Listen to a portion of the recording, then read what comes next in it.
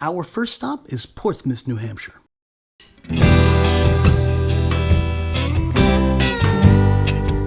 Portsmouth is a great city to start this journey because it already has a built-in bubbling art scene.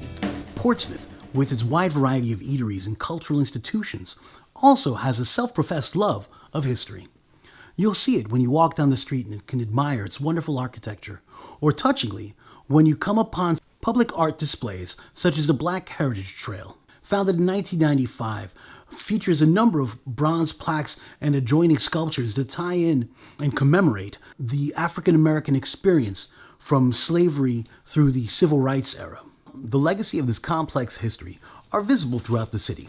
These markers are basically acknowledging Portsmouth's difficult relationship with the institution of slavery and the slaves' long fight to force the city to live up to the U.S.'s ideals.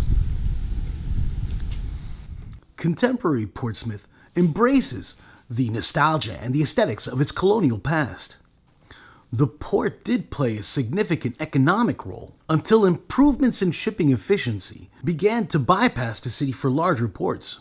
This had the effect of almost freezing the city in time, preserving aspects of its architectural history. One of these buildings that has stood the test of time is the Portsmouth Athenaeum. An Athenaeum is a classification of a private group formed to protect and promote the arts and sciences. The Portsmouth Athenaeum is an independent library, gallery, and museum whose main building was acquired in 1823. While the main building celebrates the maritime history of Portsmouth, we're going to visit next door, where the third floor gallery is hosting a pretty special exhibition. Painting Portsmouth Notables, 1750 through 1850. The majority of pieces in this exhibition are portraits created by Joseph Greenleaf Cole between 1829 and 1830. Cole came to Portsmouth and painted over 60 portraits during his stay.